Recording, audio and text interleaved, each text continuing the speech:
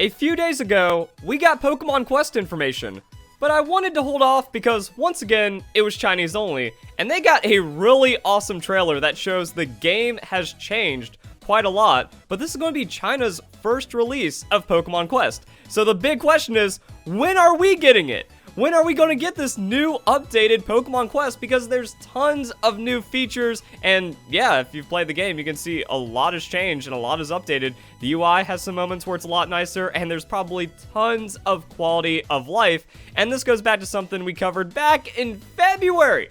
Getting our hopes up, Pokemon Quest will be released in China with several improvements: player battles, multiple bosses per zone, special training, avatar customization. However, we got this news a couple days ago, but earlier today, there was a flood of Pokemon Quest information and updates. The update is going to be arriving in China on May 13th, and yeah, that's not even the end of it. The webmaster of PokeExperto was like, yo, I could have put out so many more videos, so many more pictures, but it's just kind of like base Pokemon Quest stuff that we already knew about. But yeah, we already know the rest of the game. It's not planned to spam more about the subject because there was already so much information. So this game is getting ready for a massive launch in China, and then nothing anywhere else. I was also hoping that maybe we get a trailer today at 6 in the morning or 7 in the morning Pacific time, like we would with any kind of game update, because news elsewhere in the world is kind of blowing up about this, but it hasn't happened. So I don't know what's going on with Pokemon Quest, but let's get into the news. If you enjoy the video, if you enjoy the return of Pokemon Quest, don't forget to leave a like, comment down below, and share this video with all your friends. So yeah, this was actually kind of interesting because the CEO of Pokemon, Mr. Ishihara, spoke Chinese to promote the release of Pokemon Quest in China, and then inside of that, we get to see the PvP mode. This game is going to get wacky. That's kind of like one of the things that gives anything just almost infinite replayability. So when there's a competitive game mode behind it, what's the best farming team going to be that you use to build up into your competitive team? Pokemon Quest is about to get wacky, and then promotional video of how the Pokemon Quest China PvP mode works. Before fighting, you have to design the combat scene. Wait, what? So, yeah, there's like translate, but yeah, you actually kind of get to set up your own terrain a little bit and how you're going to fight around. That's what this is for from the trailer that we just saw.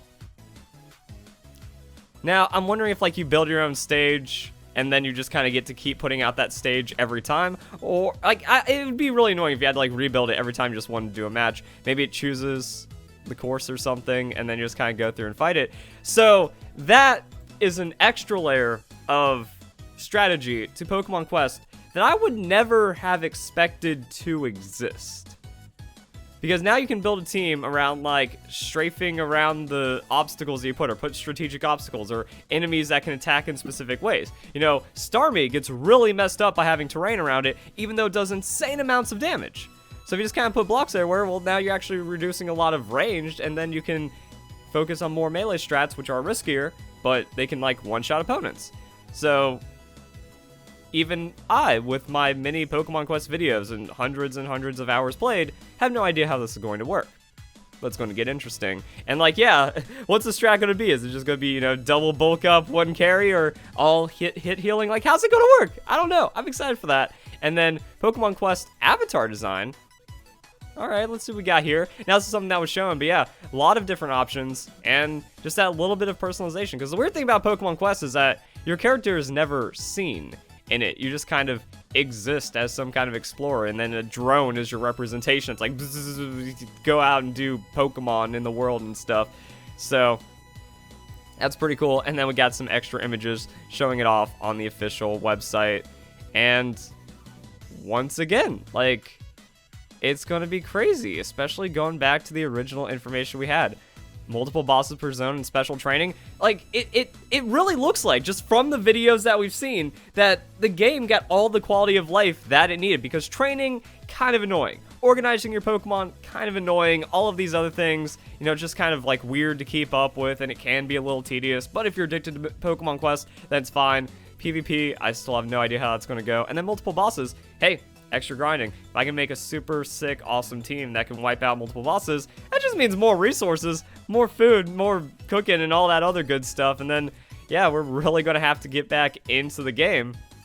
Which is why I've been playing Pokemon Quest just a little bit. Nothing crazy. Like, I've only got 3,300 PM tickets, and if I was just cashing in every day for the last couple of years, we'd be in a really insane spot. And that's like another weird thing about this, that I wonder how many people are actually going to get in and play and stick around, because this game takes a lot of time. This is a time-gated game, so that can make the PvP kind of weird. I'm also wondering, how's this going to change the money inside of it? Because the way you can just kind of buy additional content in the game, I think is perfect. Either Pokemon Quest is a, you know, kind of weird...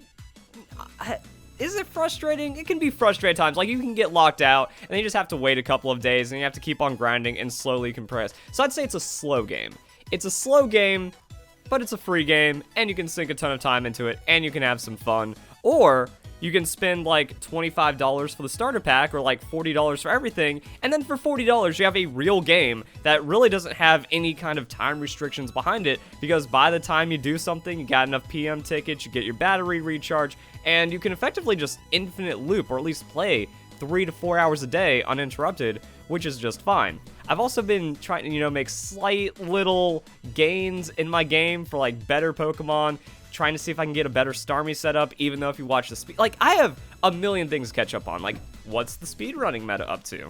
Because that kind of shows like what the clearing is going to be and what's going to give you the most resources.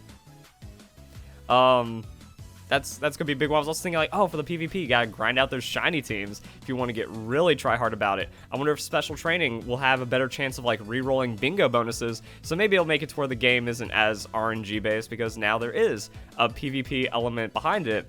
Get Swole, I want to try out just like a punching Hitmonchan.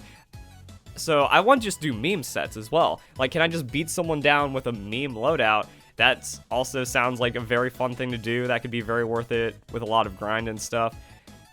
And yeah, like, I'm also trying to re-familiarize myself with how like the game works and all those things, just running quick expeditions, maybe quitting out, that way I can just level up my, like, get the soup going and get my Pokemon good. So we have Starmies set up, so we're just kind of rushing through the final boss like we were, and yeah, I'm just kind of set up just a little bit, but I'm also thinking like, all right, now how do we get really wacky with this? And what does the update do for balance? Does it actually nerf bulk up? Does it buff some other Pokemon that weren't getting a lot of usage? Is it going to change up the meta a lot? And just like, how many catch-up mechanics are there going to be? So I feel like I'm really far ahead. I could have been like infinitely far ahead if I had like 100,000 PM tickets and there was no stopping me for resources whatsoever. How do I see? Yeah, I can also see how many resources I have in general. And I feel like the cap needs to be updated. You know, you just can't have 999 for all of these if you're doing hard grinding. You need 99999, or at least 4. You know, get a 10,000 cap in there and we're good to go. I've got enough to where it's like, all right, I can make some reasonable food. I just did a Get Swole syrup, which is pretty rare, so I can do gold rare food, and I could either run some levels. I want to call them dungeons, but I don't remember what they're called. I can run some levels, or I can just kind of expeditions, and I can just kind of grind it out the way I need to, and we're just kind of there. So pretty good on the PM tickets. Could be a lot better, but it's like a nice little head start. And now I guess I gotta play every day. I gotta log in because this could drop. We could get the news. Is it going to be May 13th, or is it going to be like Pokemon Unite, that China gets an effective beta on this? Maybe this is going to be one of the big reveals for E3. Maybe one day we just get a trailer. New Pokemon Snap update available now. No heads up, no tease into it, even though there's going to be like tons of features that are warranting trailers in China. Who even knows how this is going to be delivered, because we have no information about it. That's kind of spooking me out. It also keeps me excited, because like, there's no way they put this much work into the game, which profited millions of dollars for the Pokemon Company, and they don't release it outside of China. So, gonna see where this goes. Hope you guys enjoy the video. Hope you all have a nice day. Thank you very much for watching.